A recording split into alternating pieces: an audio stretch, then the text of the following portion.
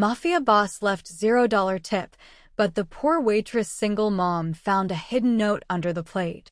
On a cold Wednesday night in October, Lilia Vigilieva cleared the last booth in her section.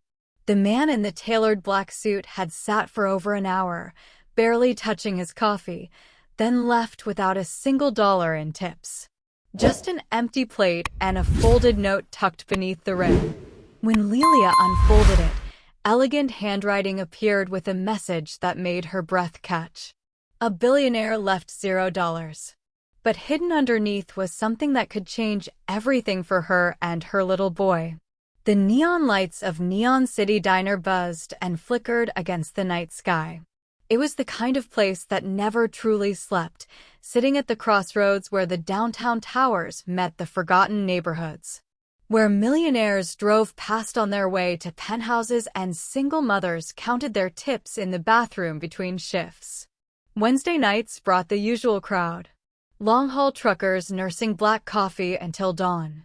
Factory workers too exhausted to care what they ordered. College students splitting a plate of fries to make $5 last until Friday. Lilia had worked these tables for 3 years now.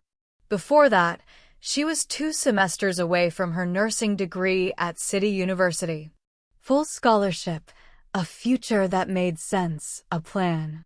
Then her partner walked out 3 weeks after their son Mateo was born, and suddenly none of it mattered. Someone had to pay rent. Someone had to buy formula and diapers and keep the lights on.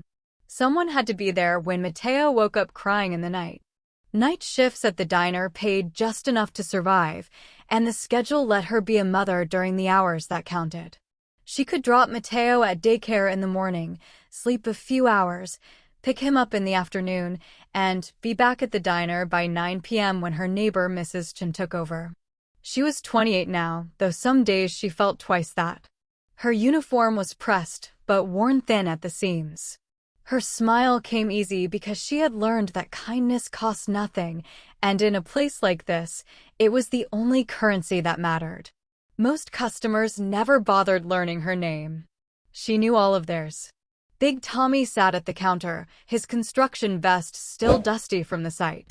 He was telling a story about a foreman who tried to cut corners on a high-rise project.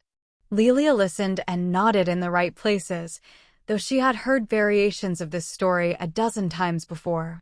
"You're going to give yourself a heart attack worrying about other people's mistakes," Tommy, Lilia said, keeping her voice light. Tommy shrugged but smiled.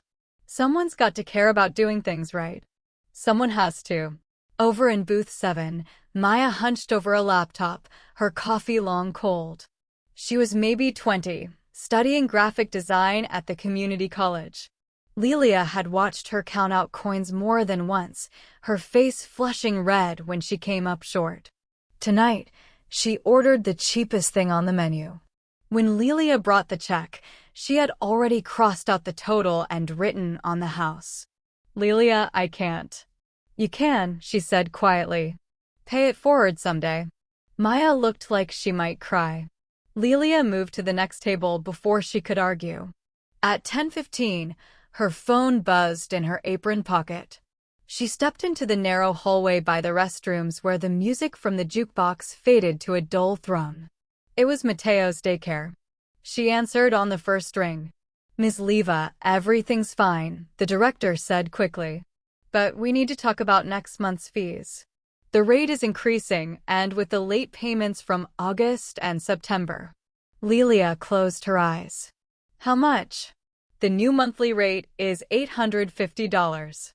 With the balance, you'd need to pay $1,900 by the 1st of November. The hallway felt too small. "I understand. I'll figure it out. I'm sorry. I know you're doing your best." She stayed there for a moment after the call ended, staring at the peeling paint on the wall. 3 years of this. 3 years of missing bedtime stories and scraped knees and the sound of his laughter in the morning. Her mother used to say she was the strongest person she knew. She wondered what her mother would think now. When she pushed back onto the floor, she noticed the man in the corner booth for the first time. He didn't belong here. That much was obvious. His suit was black and impeccably tailored, the kind that cost more than 3 months of her rent.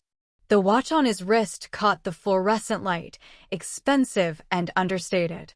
His posture was perfect, shoulders back, hands folded on the table. Dark hair combed back, a face that would be handsome if it weren't so cold. He had been sitting there for over an hour. 1 cup of coffee, 1 slice of cherry pie he hadn't touched. No phone in his hands, no newspaper. Just sitting. Watching. Lilia approached with the coffee pot, trying to ignore the unease crawling up her spine. "Can I warm that up for you, sir?" He looked up. His eyes were pale green, sharp and measuring. The kind of gaze that stripped away pretense and saw too much. "Hope the coffee's warm enough on a cold night like this," she added, trying to fill the silence. "It's fine." His voice was low, controlled. Every word deliberate. She retreated. Something about him made her skin prickle. He didn't fit here, and he knew it, but he stayed anyway. She had seen men like him before, the kind who moved through the world like they owned it. But this was different. There was something dangerous in the way he watched, like a predator studying its territory. Across the diner, Big Tommy was getting loud about union negotiations. Lilia caught his eye and shook her head gently. He settled down, sheepish. In booth 7, Maya was packing up her laptop, mouthing "thank you" 1 more time. Lilia waved her off. The man in the corner watched all of it. She felt his eyes tracking her movements, noting every interaction, every small kindness. It made her feel exposed. At 11:45, he stood and walked to the register. Lilia met him there, forcing her customer service smile into place. "Just the coffee and pie?" "Yes." The total came to $7.25. He pulled out a black leather wallet and handed her a credit card without a word. She ran it, gave him the receipt to sign. He signed it with sharp, precise movements, left the merchant copy on the counter, and walked out into the rain without looking back. Lilia looked down at the receipt. The tip line was blank. A perfect 0. She felt the disappointment settle in her chest, though she wasn't surprised. Rich people rarely tipped well. They thought showing up was enough. She folded the receipt and moved to clear his table. That's when she saw the envelope. It sat beneath the edge of the plate, cream-colored and heavy stock, folded once. On the outside, in precise handwriting, "For the waitress who remembers names." Lilia picked it up. Her hands were shaking, though she couldn't say why. Inside was a single sheet of paper and a business card. The paper read, "I need to see you. This is not charity. This is a proposal. Come to Efimov Holdings tomorrow at 10 a.m. Ask for Rashid Efimov. Don't ignore this." The business card was embossed lettering on thick cardstock. Rashid Efimov, CEO, Efimov Holdings. Her stomach dropped. She knew that name. Everyone in the city did. He was in the news constantly, though never for good reasons. The Black Shadow, they called him. Real estate mogul with rumored connections to organized crime. Money laundering investigations that never quite stuck. Business rivals who disappeared. The kind of man who moved through the world like he owned it because he did. And he had just sat in her diner for an hour, left $0, and told her to come see him. Her first thought was that it was a trap. Her second was that it was some cruel joke. Men like Rashid Efimov didn't leave notes for waitresses. They didn't care what happened after they walked out the door. But something about the way he had watched her, the way his eyes followed every move like he was studying her, testing her. She slipped the note and card into her apron pocket and finished her shift in a fog. By the time she got home, it was 3 a.m. The apartment was dark except for the nightlight in Mateo's room. She checked on him first. He was asleep, curled around his stuffed dinosaur, his hair damp from his bath. She stood there for a long time, just watching him breathe. Her phone buzzed. A text from an unknown number. She opened it, squinting at the screen. "Your rent is overdue." Eviction proceedings will begin November 1st if payment is not received. Final notice. She read it twice to make sure she understood. She sat down on the edge of her bed and stared at the wall. Rent was $1,450. Mateo's daycare was $1,900 with the balance. The hospital was still sending bills from his ear infection last month. Her bank account had $340 in it. She could pick up more shifts, but there weren't more shifts to pick up. She could ask Mrs. Chin for a loan, but Mrs. Chin was living on Social Security. She could. She couldn't. There was nothing left to cut, nowhere left to turn. The note in her apron pocket felt heavy. She pulled it out and read it again. Rashid Efimov. Efimov Holdings. 10 a.m. This is not charity. This is a proposal. What kind of proposal? What could a man like that possibly want from her? She thought about ignoring it, throwing the note away, pretending it never happened. Men like Rashid Efimov didn't help people like her without wanting something in return. That was how the world worked. She had learned that the hard way. But then she thought about Mateo, about the eviction notice, about the $340 that wouldn't stretch no matter how hard she tried. About his surgery consultation scheduled for next week, the one the insurance company kept denying. If there was even a 1% chance this could help him, could she really walk away? She lay down but didn't sleep. She watched the ceiling and thought about her mother. She had been a housekeeper at the Grandview Hotel downtown. She worked doubles and overnight shifts and never complained. The month before she died, she told Lilia, "You're stronger than you know. Give that boy the life I couldn't give you." She had been trying. God, she had been trying. But it was never enough. At 6:30 a.m., Mateo crawled into her bed. His hair stuck up in every direction, and his eyes were still half closed. He pressed his face against her shoulder. "Mama, did you sleep well?" "I did, baby," she lied. "I had a dream that we lived in a big house with a yard. And I had a puppy." Her throat closed. She pulled him closer. "That sounds like a good dream. Do you think it could be real?" "Maybe someday, baby. Maybe." He smiled and closed his eyes again. She held him and stared at the wall and made her decision. She would go to Efimov Holdings. Not because she believed in miracles. Not because she thought a billionaire with mob connections would save her. But because she needed to know what he wanted. Why he had sat in that diner for an hour. Why he had watched her. Why he had left that note. And maybe, just maybe, because refusing to try felt like giving up. And she had promised her mother she would never do that. The building was 50 stories of black glass and steel, the kind that reflected the sky and made you feel insignificant just looking at it. Lilia stood on the sidewalk across the street for 10 minutes before she crossed. She wore the only professional outfit she owned, a gray blazer and black pants from her college days. The blazer was a little tight now, and the pants were slightly frayed at the hem, but it was the best she had. The lobby smelled like expensive cologne and leather. Marble floors that gleamed. A reception desk that looked like something from a design magazine. The woman behind it glanced up as Lilia approached, her smile professional and distant. "I'm here to see Rashid Efimov," Lilia said. Her voice came out steadier than she felt. The receptionist's smile didn't change, but something shifted in her eyes. A flicker of surprise, maybe concern. "Do you have an appointment?" "He asked me to come. My name is Lilia Vigilieva." The woman picked up her phone and murmured something Lilia couldn't hear. She listened, then hung up. And this time, when she looked at Lilia, there was something new in her expression. Curiosity. Maybe pity. 50th floor. The executive elevator on the right. Lilia rode up alone, watching the numbers climb. Her reflection stared back at her from the polished walls. She looked out of place, like someone who had wandered in from another world. The doors opened onto a hallway of dark wood and frosted glass. A young woman in a sharp suit met her immediately. "Ms. Leva?" Right this way.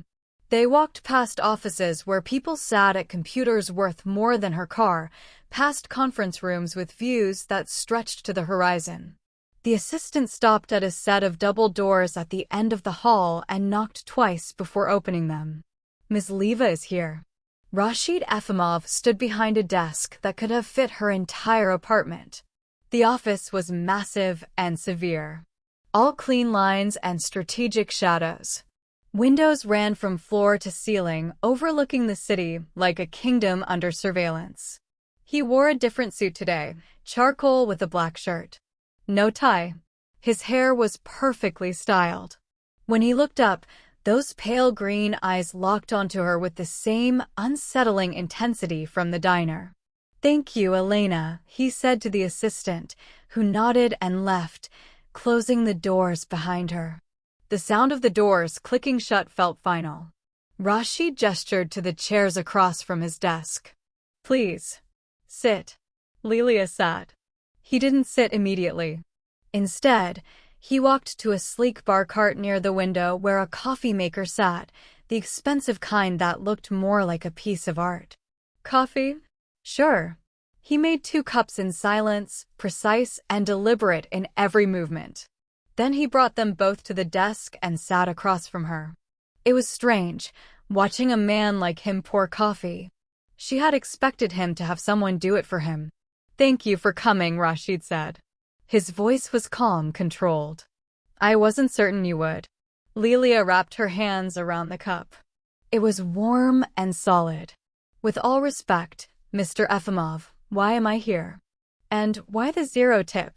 He took a sip of his coffee, then set it down carefully. "The tip was a test. I needed to see how you would react to being disrespected." Something hot flared in her chest. "You tested me? Like some kind of experiment?" "Yes." He didn't look away. "And you passed. You didn't curse me under your breath. Didn't complain to your coworkers. Didn't let your smile slip. You said, 'Thank you, have a good evening,' and moved on with dignity." Lilia stood up. The chair scraped against the marble floor. "I don't know what kind of game this is, but I'm not interested." "It's not a game." Rashid's voice stayed level, almost gentle. "Sit down. Please." She stayed standing. "I came here because I thought maybe you needed something. That maybe this was real. But you're just bored. You wanted to see what the poor waitress would do when humiliated. I need someone who treats people with dignity regardless of their circumstances." Rashid stood as well, meeting her eyes. "I've been looking for months. I watched you for an hour in that diner. The way you handled the construction worker who was getting too loud. The college girl who couldn't pay. The phone call about your son's daycare. You were kind when no one was watching. When there was no benefit to you. That's rare. So you insult me to prove a point? I test you to make sure you're real." He walked around the desk, closer now but not threatening. "I'm offering you a position. Private nurse and logistics coordinator for a project I'm launching. $150,000 a year. Full benefits. Complete coverage for your son's medical expenses, including the surgery he needs." The number hit her like a physical blow. $150,000. She made $28,000 working 60 hours a week. "What do you want from me?" Her voice came out quieter than she meant. "I'm just a waitress. I don't have a nursing degree yet. I don't have connections. What could I possibly do for you?" "You've been there." Rashid returned to his desk and picked up a folder. "You know what it's like to work multiple jobs and still come up short. To smile at people who don't see you. To make impossible choices. I need someone who won't treat struggling families like charity cases. Someone who will see them as people who deserve better." He handed her the folder. She opened it. Inside the folder were architectural renderings of a medical facility, clean and modern with floor-to-ceiling windows. Community Wellness Initiative was printed across the top in bold letters.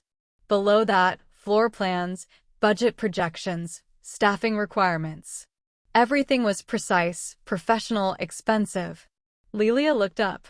"What is this?" A project I'm launching in the East District, Rashid said, settling back into his chair. Full-service medical center. No insurance required. Sliding scale payments based on income. Pediatric care, prenatal services, chronic disease management. Everything families like yours need but can't afford. She stared at the renderings. The East District was where she lived. Where Mateo went to daycare. Where people worked 3 jobs and still couldn't see a doctor. Why me? She asked. You could hire an experienced nurse. Someone with credentials. I could.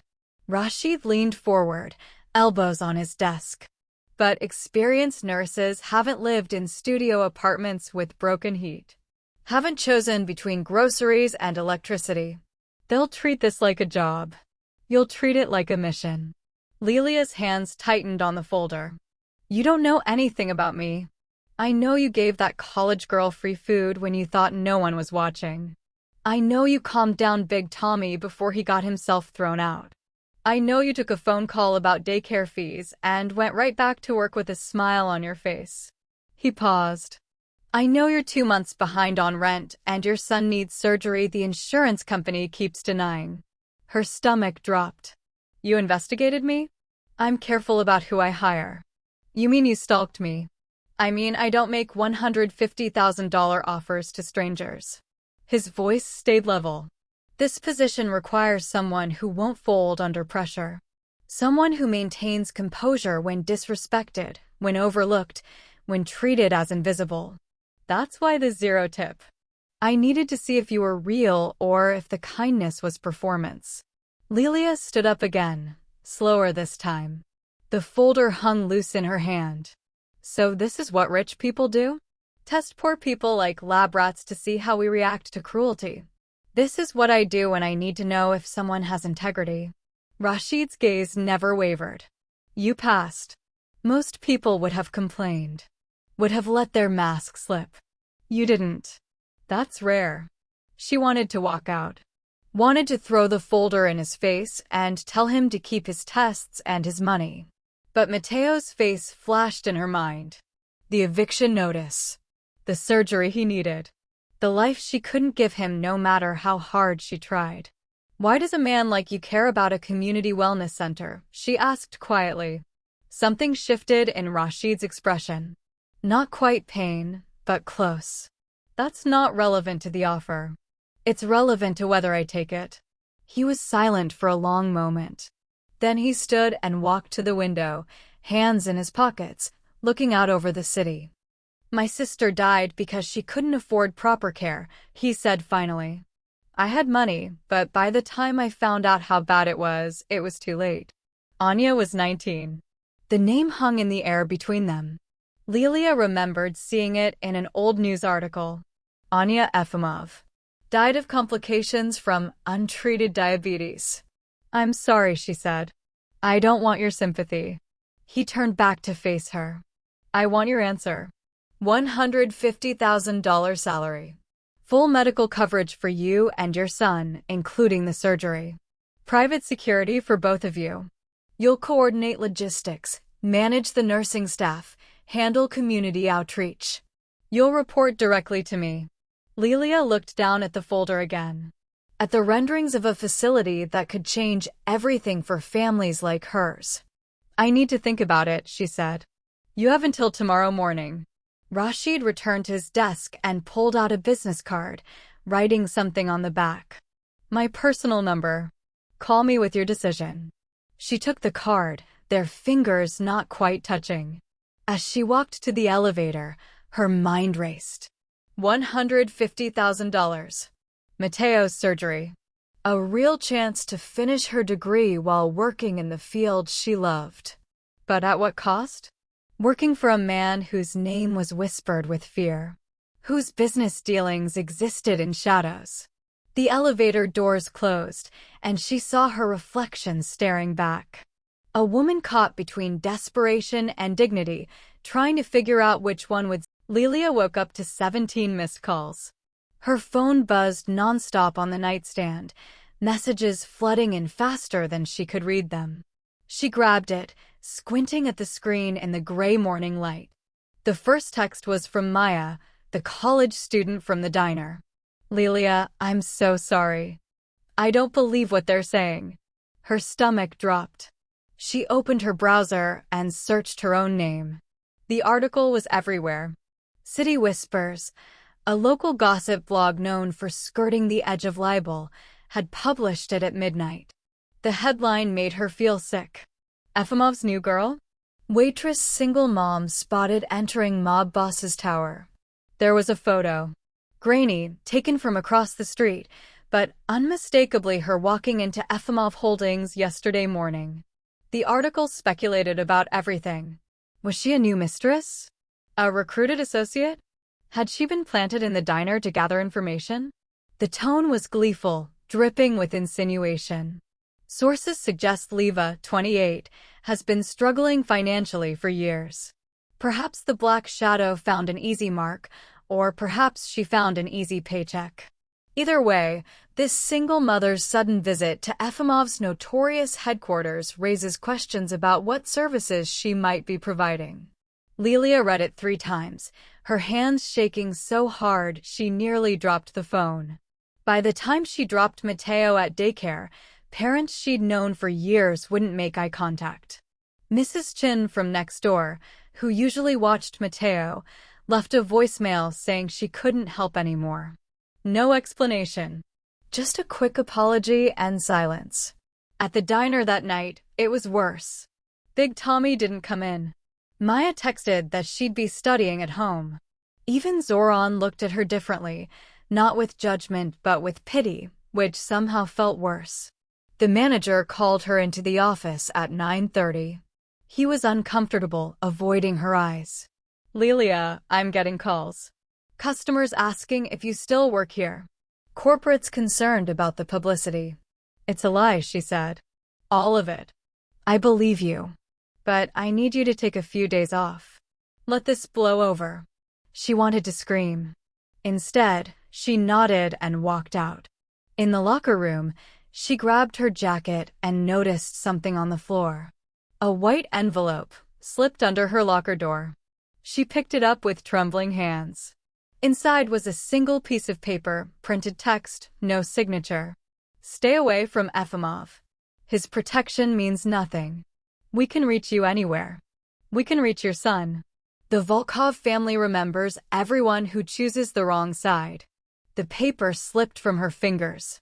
She stood there in the fluorescent buzz of the locker room, walls closing in. The article had painted a target on her back. Now people who actually were dangerous, people in a real mob war, thought she was already involved.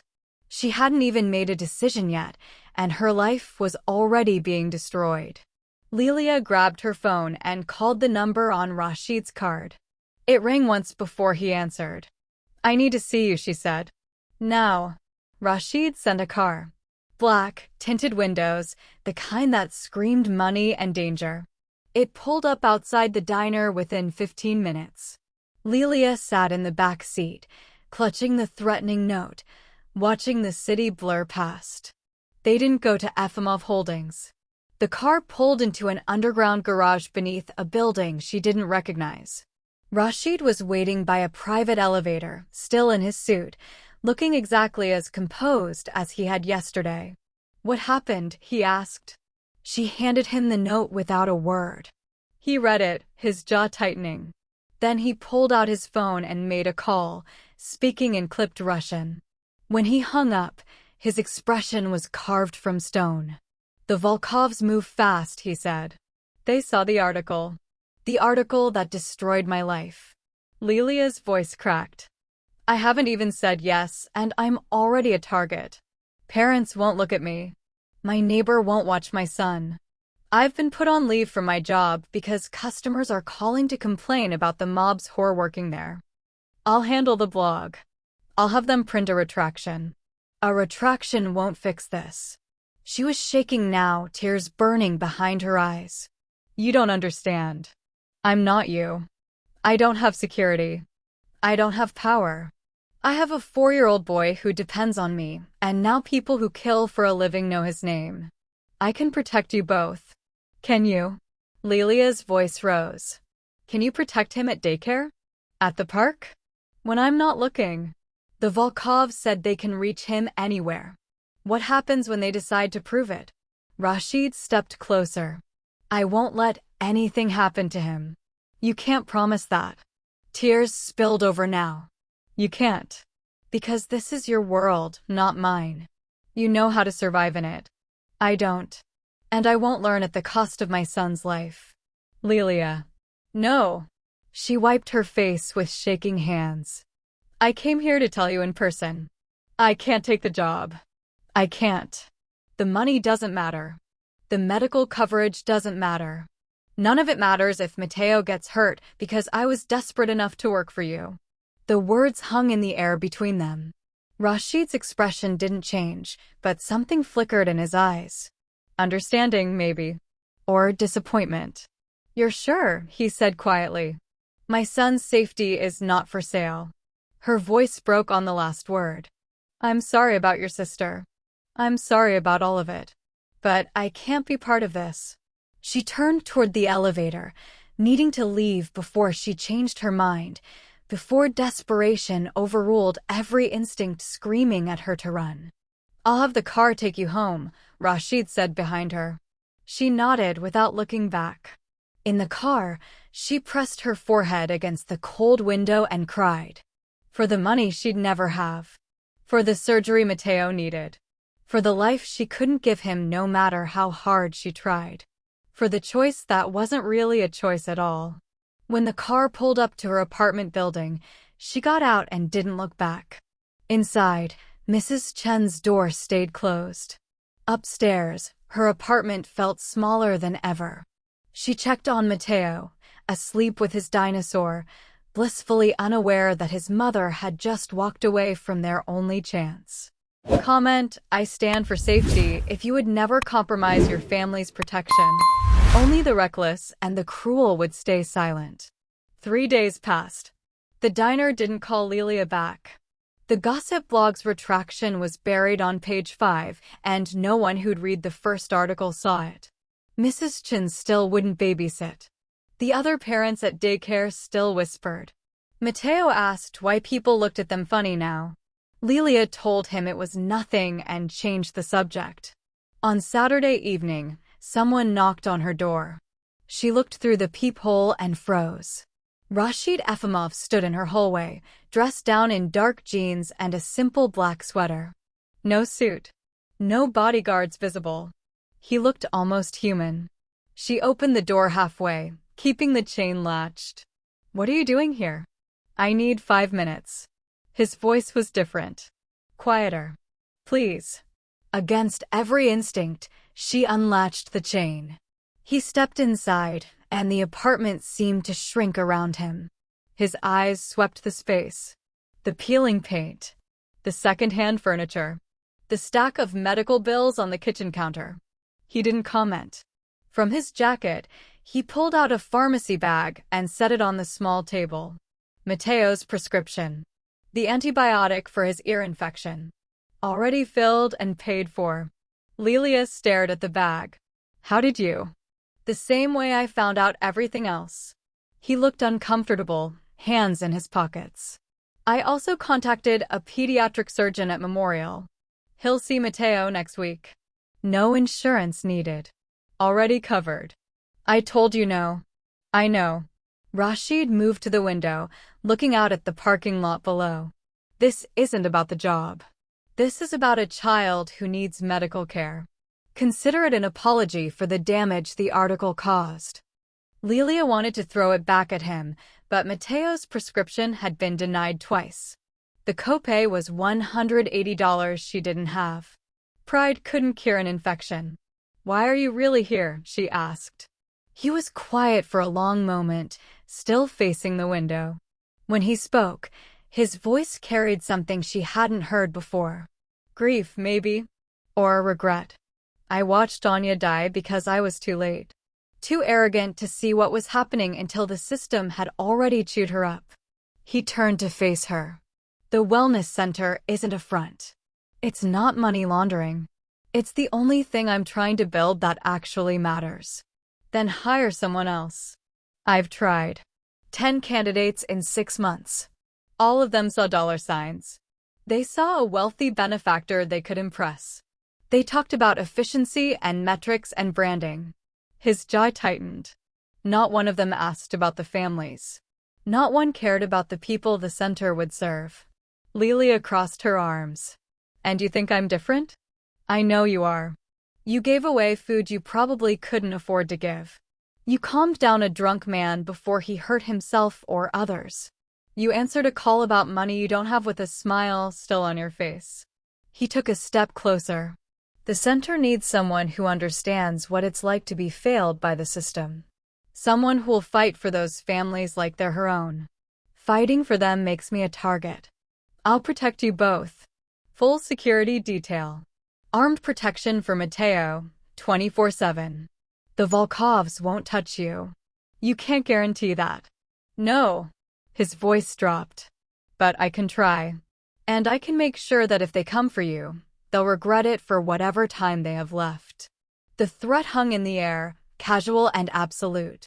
Lilia looked at the pharmacy bag on her table. At Rashid standing in her tiny apartment, looking more human than monster. At the choice that wasn't really a choice. I need to think, she said. Take your time. He moved toward the door, then paused. I'm not asking you to trust me. I'm asking you to trust what Anya would have wanted. A place where kids like her don't die because the system decides they're not worth saving. He left without waiting for an answer. Lilia stood in her apartment for a long time, staring at the prescription bag, wondering if redemption was possible for men like him. Wondering if she was brave enough to find out.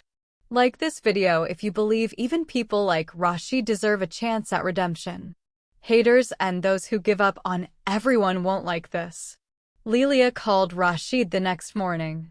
She'd spent the night talking to Mateo, watching him sleep, thinking about Anya and all the other people the system had failed.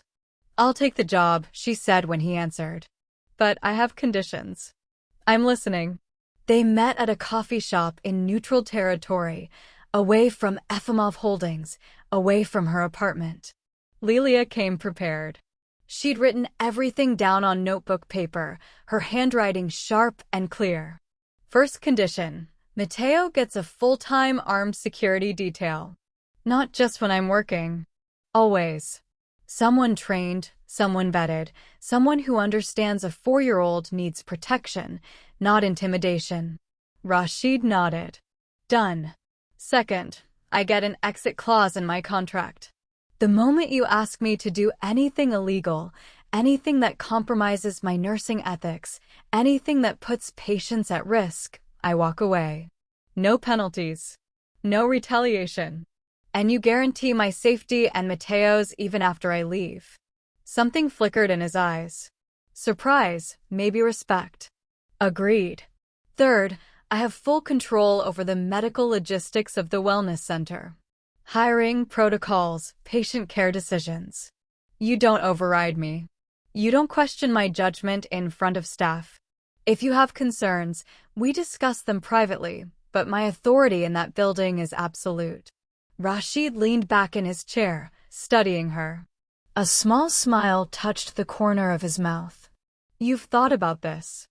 I spent 3 years watching people die because administrators overruled doctors to save money. I won't work for someone who does the same thing.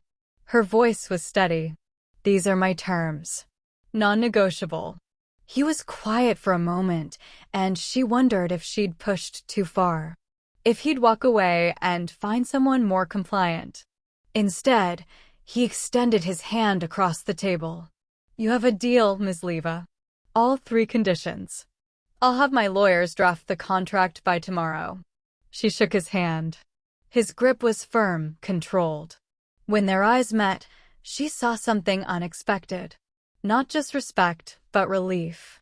Like he'd been waiting for someone to challenge him, to prove they couldn't be bought or controlled. One more thing, Rashid said as they stood to leave. If you're going to work for me, call me Rashid. Not Mr. Efimov. Then call me Lilia. He nodded. Welcome to the team, Lilia. I think Anya would have liked you. The words settled in her chest, heavy and significant. She'd just made a deal with a man whose reputation was built on fear. But standing there, watching him walk away, she thought maybe Zoran was wrong. Maybe men like Rashid Efimov could change. Maybe she was about to find out. Lilia's first day at Efimov Holdings felt like walking into a lion's den wearing a target. The staff were polished, educated, expensive. They looked at her worn blazer and second-hand briefcase like she'd wandered in from another planet. The finance director, Kalen, made his skepticism clear in the first meeting. He was maybe 40, sharp suit, sharper tongue, with the kind of confidence that came from Ivy League degrees and family money. "So you're the waitress," he said, not bothering to hide the condescension. "Forgive me, but do you have any experience managing a multi-million-dollar medical facility?" "No," Lilia said evenly. "But I have experience being the person who needs one and can't access it. That's the experience that matters here." Kalen exchanged glances with the other executives around the conference table. The message was clear: Rashid's charity case wouldn't last a month. Lilia spent her first 3 weeks proving them wrong. She reviewed every vendor contract, every equipment purchase, every staffing plan. She rewrote patient intake protocols to eliminate barriers.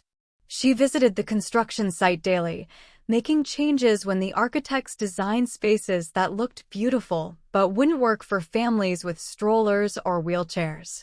Kalen fought her on every budget request. "This is excessive. We don't need premium equipment for free patients. We need equipment that works," Lilia shot back. "And they're not free patients.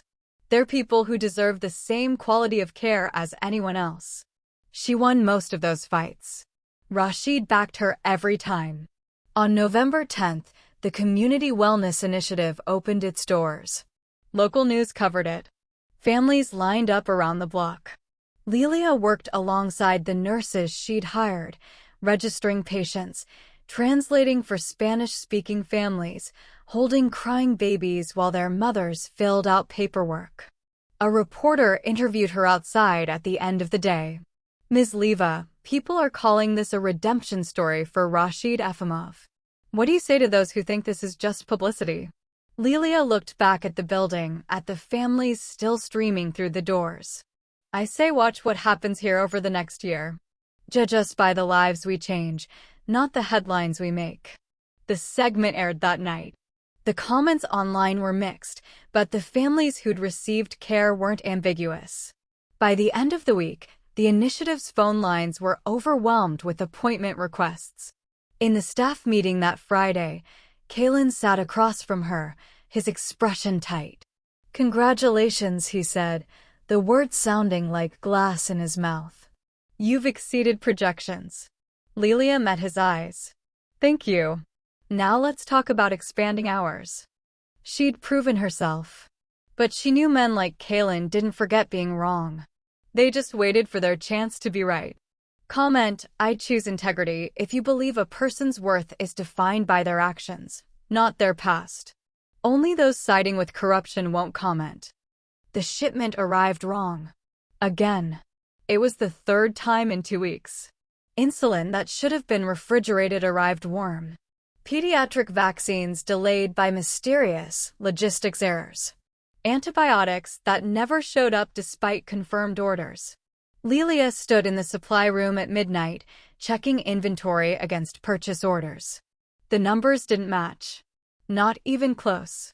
She pulled up the digital records on her laptop, cross-referencing delivery confirmations with actual stock. Someone was intercepting supplies before they reached the center. The orders were being fulfilled, signed for, and then diverted somewhere else. Her hands shook as she traced the approval signatures. Most were legitimate. But 3 orders, the ones for the most expensive medications, had been approved by someone with Kalen's authorization code. She dug deeper. Bank records she shouldn't have been able to access, but Rashid had given her administrative privileges. Wire transfers to a medical supply company that didn't exist. A shell corporation registered in Delaware 2 months ago. The Volkovs. It had to be. At 2 a.m., she called Rashid. I need you at the center. Now. And bring Kaylin. They arrived within 30 minutes. Kaylin looked irritated, still in his expensive loungewear.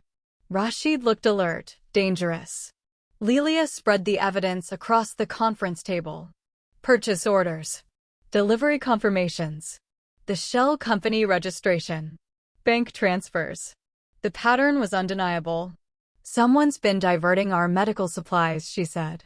Selling them on the black market or destroying them. Either way, it's sabotage. Kaylin's face went pale. You think I'm involved? Your authorization code was used. Lilia handed him the printouts. 3 times. Either you're complicit or someone stole your access. I didn't, Kaylin's voice cracked. I would never. Who has access to your accounts?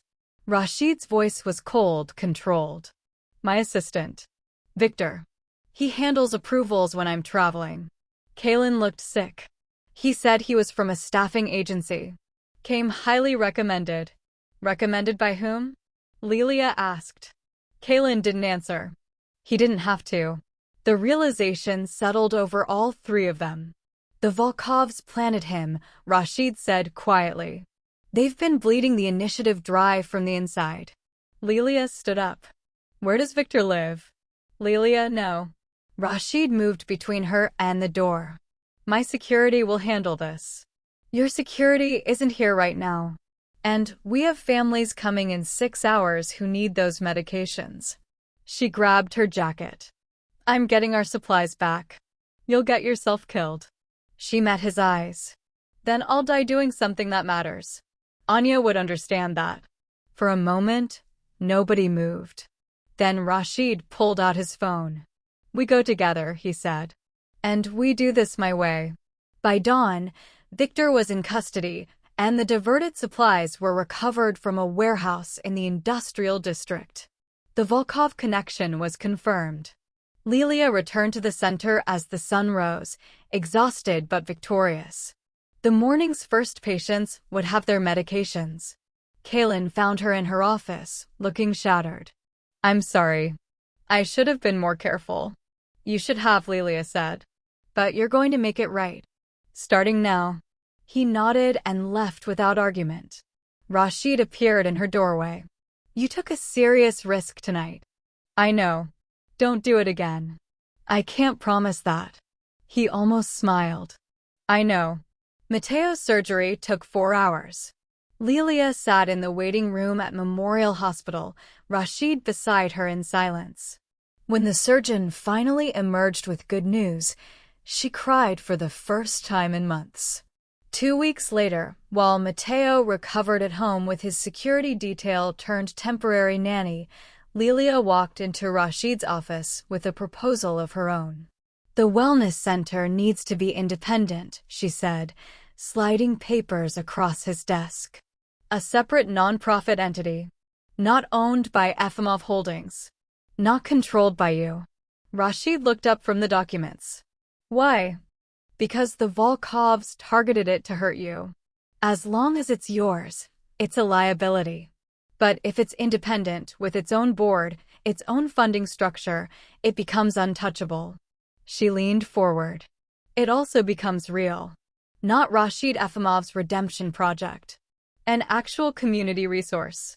He was quiet for a long moment, studying her face. Then he signed the papers. You're tougher than I expected, he said. You have no idea. Lilia kept her word about one other thing. Every Saturday night, she worked a shift at the Neon City Diner. Rashid had offered to pay her enough that she'd never need to work again, but she refused. The diner kept her grounded, reminded her where she came from, who she was fighting for. 6 months after the wellness center opened, on a quiet Saturday in April, a familiar figure walked through the diner doors. Rashid sat in the same corner booth, ordered the same coffee and cherry pie. Lilia approached with a smile that felt almost natural now. The usual? She asked. Please. She brought his order, and they didn't speak beyond pleasantries. When he left an hour later, she found the receipt at his table. The tip line showed $500.